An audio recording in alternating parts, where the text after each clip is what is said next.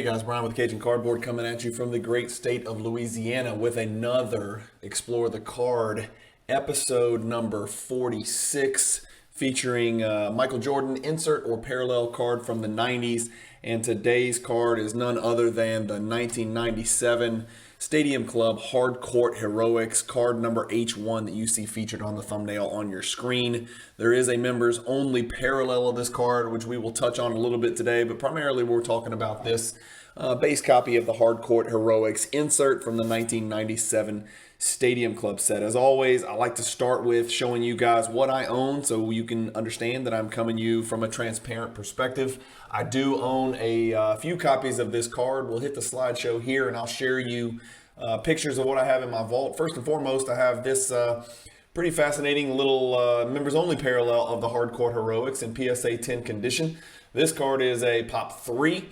It looks very similar to the original base Hardcourt Heroics, which we're going to discuss today, except on the back you can see it's got members only written in diagonal left to right script across the back of it. But that is the Hardcourt Heroics members only PSA 10. I also own a Hardcourt Heroics members only PSA 8.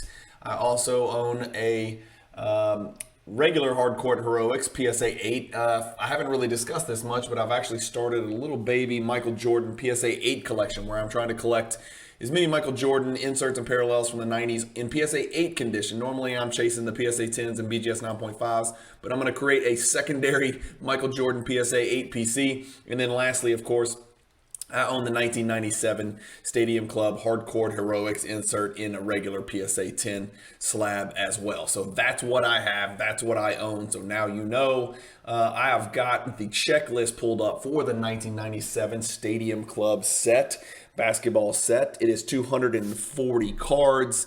I always like to talk about the set that these inserts and parallels come from. We talk about the rookies that we would find in these 1997 sets. Not just Stadium Club, but other sets as well. And it's Tim Duncan and Tracy McGrady would be the two big rookies. Obviously, Chauncey Billups, Keith Van Horn, Tim Thomas were probably the next best rookies in that class. And at the time, I got to believe Tim Thomas was probably highly sought after because he was an absolute animal. Jordan is base card number 118 in this 1997 Stadium Club set. Let me see if I can pull him up. This is not your typical Michael Jordan base card, however, and I know I seem to say that a lot. That's what the card looks like.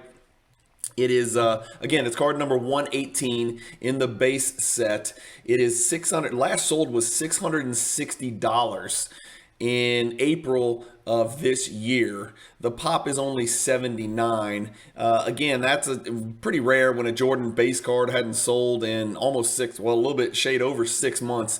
This card, the members only parallel version of this card in PSA 10 is a Pop 2 card. So the members only stuff from 1997 Stadium Clubs just really tough to get your hands on. There are 14 insert sets from 1997 Stadium Club, and here they are on your screen. Of course, I'm in Trading Card Database, which is a wealth of resource and knowledge and a great ally if you're trying to digest and understand and educate yourself on 1990s inserts and parallels, specifically Michael Jordan, but other players as well. There's 14 insert sets from this 1997 Stadium Club set. The notable insert sets are Hardcourt Heroics, Hoop Screams, Never Compromise, Royal Court, and then the 3 versions of the Triumvirate, which includes the Illuminator and the Luminescent. There's 7 mail-in members-only sets, so you can pull members-only Hardcourt Heroics like we talked about, members-only Hardwood Hopefuls, members-only Hoop Screams, etc., etc. There are 8 parallel sets, including First Day Issue, which is pretty unique, pretty low pop, and adds pretty substantially to the value of the cards. There's members only 1 and 2, one of a kind, and then there's also 4 printing plates, black, cyan, magenta, and yellow. The Hardcourt Heroics set consists of 10 players. Let's go ahead and find it. Where am I? There we are. Got it pulled up. Jordan is card number H1 in the set. So the first card, number H1. There are 7 of the 10 players are Hall of Famers, which gives us a 70% Hall of Fame rate, which is pretty good. It's right on track. Whenever you're looking at collectible sets from the 90s, you always want to gauge how many Hall of Famers in there, because oftentimes, that will dictate whether or not those sets will have lasting value and will be highly sought after by other collectors in the hobby, whether they collect Gary Payton or Charles Barkley or Olajuwon or Penny or Shaq or whatever. It's got 2 of the big 3, no Kobe Bryant, but it does have Michael Jordan and Shaquille O'Neal. And so 7 out of 10 are Hall of Famers, and it's got 2 out of the 3 big 3. The only imposter in here is probably Vin Baker, but people, you got to remember, Vin Baker, while a lot of you young folks in your 20s or 30s probably don't remember or have any idea who I'm talking about, Vin Baker was a 4-time All-Star and a 2-time All-NBA player, and he was twice 21-10 in his career. He is the weakest player of the 10 players featured in this set. The 2 other non-Hall of Famers are Sean Kemp and Penny Hardaway, who we both know were no slouches and are very, very collectible players, even more so probably than Mitch Richmond and Gary Payton and Pippen from the 90s. The card features something called uniluster technology. So let's go back and pull mine up. This is what the card looks like. This is the front of the card. It's sort of a foil, but it's this technology was called uniluster. I'm not sure what the equivalent of uniluster technology is in today's ultra modern card products, but the card's different. It's sort of in between a refractor, in between paper, and in between foil. It's definitely a paper surface, but if you look at the back of it, it's pure paper surface. It's almost got like a comic book type feel to it. And so you can see, the black and white kind of grayed out background featuring MJ. And then it's got like these, it's got the kind of the comic book type font and comic book little, what are those things called where they put it next to somebody's head when they're thinking something in a comic book? I can't remember what it's called, but you guys know what I'm getting at. And then down here, it's got a little narrative. We always like to read the narratives.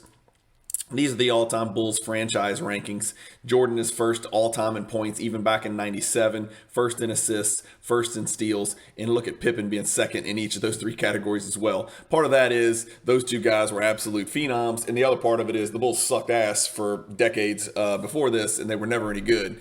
So they overcame, says Jordan overcame debilitating illness to score 38 points, 15 in the fourth quarter, to lead the Bulls over the Jazz 90-88 in Game 5 of the 1997 NBA Finals. The famous flu game / food poisoning game / group pizza delivery game. But that's what the card looks like. I think the card is aesthetically beautiful. Got Jordan, in his red Bulls uniform. He looks extremely yoked in this picture. He looks gigantic, honestly. His arms are huge. It makes all of us jealous. His hands are gigantic. He's palming the ball like it's a grapefruit over here, extending it out beyond the defender and probably laying the ball in the hoop. So that's what the card looks like, but let's give the people what they want. As always, I like to show you guys the pop and price table. I've got it pulled up. Again, we don't have the members only featured in here. We will talk a little bit about it in a second, but this is the chart for the regular Stadium Club Hardcourt Heroics insert. I've got the 2 gem mint grades and the 2 mint grades from both PSA and BGS 9.5.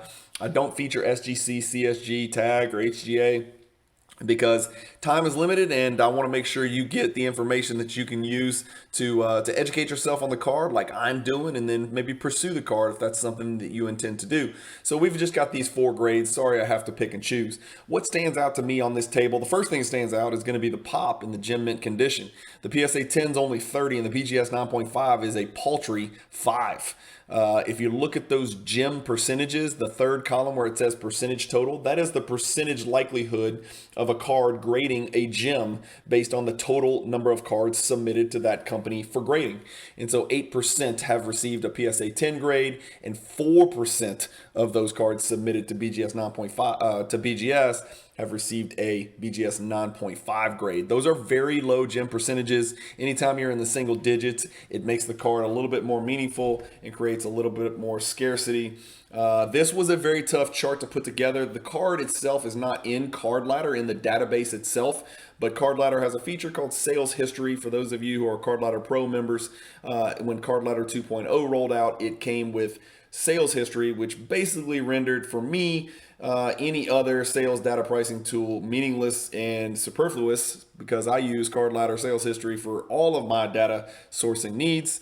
But you can see the last sold price for the PSA 10 was $2,640. The card hit its peak of $3,387. No PSA 10s, no BGS 9.5s have sold in the last 6 months. Therefore, there's no average, there's no change in percentage. I don't know the increase in the population of any of these cards in any of these grades because, like I said, it wasn't in the card ladder data report. I probably could have gone to Gem Rate and checked that out and maybe dove into that information and provided it. I apologize, I did not. What's going to stand out to you is that the last BGS 9.5 sold for $42, and I think that's because it was about 6 or 7, maybe even 8 years ago. It's the highest it's ever sold for is $65. I assure you that is not a natural disparity between PSA 10 and BGS 9.5 pricing. That's just a result of this card selling so many years ago that it just didn't have the same value that cards in the hobby do today. And that's something that we probably need to remember as collectors. While we're hyper focused on what's happened the last 18 to 24 months and how much cards have gone down, if you kind of take a time machine back 7-8 years, it would probably blow someone's mind to think that cards are worth what they are today, this card included. Again, this chart is not nearly as helpful as normal because the cards just aren't selling. PSA 9s, however, have sold 13 times in the last 6 months, but not a single BGS 9 or BGS 9.5 has sold in the last 6 months. I think we can safely assume that a 102 pop PSA 9 card is worth about $200 to $225.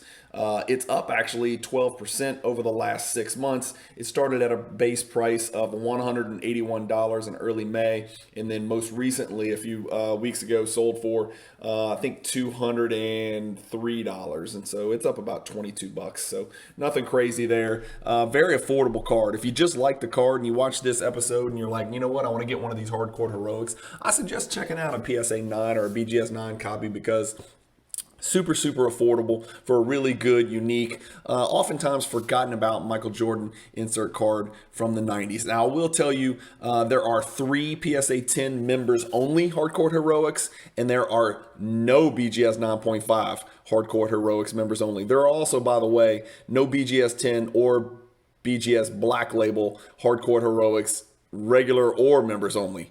So only 3 PSA 10s in the world. I'm lucky enough to have one of them sitting in my PWCC vault, nice and safe, next to my PSA 10 regular.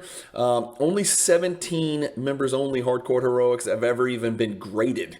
11 BGS have been graded and 0 have received a Gem Mint copy. The highest sale price for the PSA 10 of all time is $4,609, attributable to yours truly. Yes, that's my purchase price, but I will gladly and willingly pay that for a Pop 3 Jordan card that I really like and I think is probably more valuable than the $4,609 that I paid for it, even though the market has dipped quite substantially since the time I bought it. There are 35 combined gem copies of the Hardcourt Heroics between PSA and BGS. As we mentioned, 30 PSAs and 5 BGS 9.5s. Combined, this card in gem mint condition has not been seen on the open market in the last 6 months. I can't remember the last time I've said that when filming one of these videos. That just gives you some idea of just how rare this particular Hardcourt Heroics card is in gem mint condition. 0 have sold in the last 6 months between PSA and BGS. What about eBay? What do we find when we search 1997 Stadium Club Heroics Jordan on eBay? I get 31 results, and so I'm just going to scroll real quickly. If you're looking to buy raw, you're not going to have any problem. This is not the rarest card in the world. This is a pop 1 in 100. It's a pack odds 1 in 120 Series 1 pull. So the Hardcourt Heroics were 1 in 12 packs. Not rare at all. There's 10 players within that insert set, as we discussed, including the great Vin Baker, which makes Jordan a 1 in 120 pack pull. By Jordan 90 standards, that is not a difficult pack odds card. So for that reason, you're going to see plenty of raws in here. Just be real careful buying these raws because the grading is probably not going to yield the result that you suspect or wish that it would. So I wouldn't, expect to get a bunch of 10s back or maybe even 9s. A combined 1 out of 3 receive a PSA 9 or 10, and a combined 1 out of 5 receive a BGS 9 or 9.5. So you're probably looking more likely than than not, unless you have a keen eye that would make all the rest of us jealous. You're probably looking at PSA 8s and 7s with the occasional PSA 9, and the PSA 10 is probably, wishful thinking. We've got a Gary Payton here. We've got some more Jordan Raws. Here's a Jordan PSA 8. Here's a really good looking picture of a Jordan PSA 8, which is pretty significantly overpriced. PSA 7, members only PSA 7 for $248. If you're looking to get into that members only market, remember, there's only been 17 of these ever graded in members only. Here's one of them, 248 or best offer. That doesn't really sound that crazy right there. Here's a lot of 6, which is pretty cool. Including one Hardcourt Heroics within that lot, so that's why that one pulled. And then you've got an 8.5, et cetera, et cetera. We can work our way down. I just want to make sure we're not missing a PSA 10 or even a PSA 9, even a bigger PSA 9. Here's a PSA 9 for $535 and a new PSA slab. PSA 7, PSA 8, PSA 6. Okay, so you get some idea. Again, this is a card you might want to chase in a box, and if you do, I only found one box when I searched 1997 Stadium Club Basketball Series 1. It's a 24-pack retail box. It's with Steel City Collectibles, one of the more reputable wax sellers out there, one of the bigger wax sellers out there in the world, $774.95. What about... what do I own? What do I grade? We looked at it already. I own a PSA 10 base and a PSA 10 members only. I own 2 PSA 8 bases just as investment copies that I picked up super cheap. I am exactly where I want to be on this card. I am neither a buy, I am not a sell, I am a firm hold. Obviously, if for whatever reason the price on the PSA 8 did run, I would look to move those 2 PSA 8s and then reinvest that money into a Jordan card that I do not already have. Those 2 PSA 8s were investment pieces for me, albeit little munchkin investment pieces. Yeah, I'm just exactly where I want to be on this card. I gotta believe I'm one of very few people in the world that has the members only and the base. And so for that reason, I feel pretty good about this card. I know it's not the most popular Jordan insert out there, but I do really personally like this particular card. That's just me. Where is the card? A low, mid, high, or grail? They're all low value. Every single card in every single grade, possibly even the members only PSA 10, is a below $5,000 card. I have to believe the next PSA 10 members only would sell for more than $5,000, if only by a little bit. But as far as the base Hardcourt Heroics card, I think in all 4 mint or better grades, I think the card would qualify as a low value card below that 5,000 threshold. What if we have, as we talked about, $2,640 to spend and we can buy whatever Jordan card we want? Let's look at some comparison Jordan inserts and parallels from the 1990s that are of similar value to this PSA 10 Hardcourt Heroics. The first one you're going to see on your screen is this High Risers. This is a pop 11 card, so super low pop card, about 1/3 of the population of the Hardcourt Heroics. PSA 10.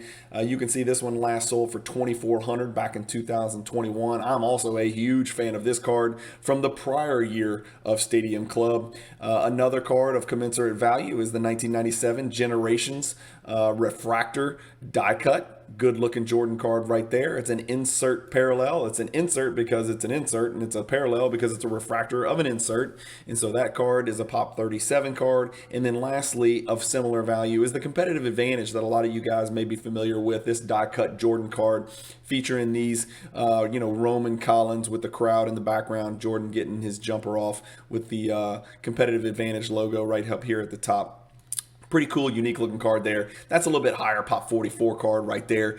What order would I choose if I was choosing amongst these 4 cards? I would go High Risers first. Number 1, because of the pop. Number 2, because I like that card the best. I would go the Hardcourt Heroics that we're looking at today as my card number 2 in order. If I had $2,600 to spend, I would go Competitive Advantage. Even though it's a pop 44, I would go with the Competitive Advantage as my 3rd choice. And then my last choice would be the insert parallel 1997 Topps Generations Refractor card.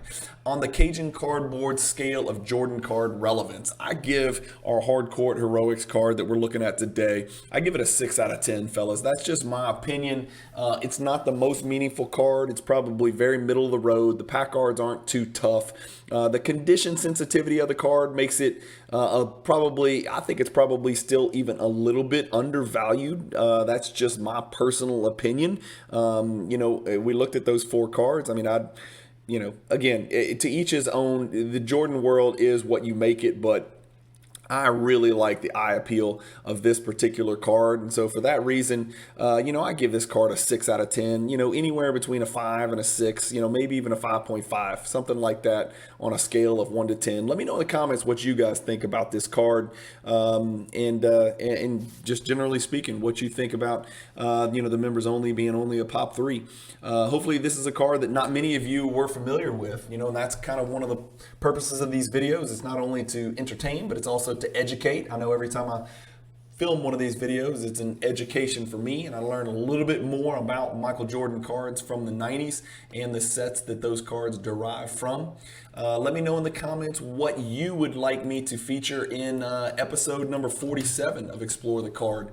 I've actually got a comment already from one of the watchers, and so the next episode is actually already decided, so let me know what you would like to see in episode 48 of Explore the Card, because episode number 47, I'll give you a sneak preview, it's going to be rave reviews. For those of you who aren't familiar, it's a big Jordan card, so it's a card that's super meaningful, extremely valuable, in gem mint condition, but I think you guys will enjoy that episode as well. If you're not into the Jordan market and you're nervous about it, or you don't know enough about it, or you're uncomfortable, or you're kind of overwhelmed with all the information and the uncertainty regarding the 90s cards, or you're worried about fakes or whatever, don't be. I was like that for years and years, and when I finally dipped my toes in the water and decided to dive in head first, it was one of the best decisions I've made in the hobby. And collecting cards from the 90s is just one of the best eras in the hobby, and you guys will not regret it if you jump in here and grab some of your heroes. If you're around my age, if you're anywhere from 40 to 55,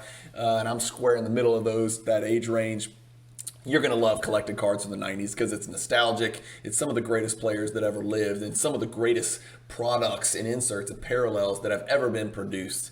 And so I think there's always going to be a lasting market for these types of cards. Anyway, as always, I appreciate you guys watching this on the Luca Nation Network. I would like to get the watches up, so if there's anything that you suggest that I could do better to get more eyeballs on these videos and on these Michael Jordan cards, these episodes do come out every single Friday. Please do me a favor and hit the subscribe button to the Luca Nation Network and hit the bell icon so you get notifications every time one of these Explore the Card episodes is released by me on Friday. And if you want to go back and watch the prior 40 Explore the Card episodes, go check out my Cajun Cardboard YouTube channel. I've got a playlist created. If you only like Jordan, I've got a Michael Jordan playlist, and you can just watch all my Michael Jordan content if that's what floats your boat.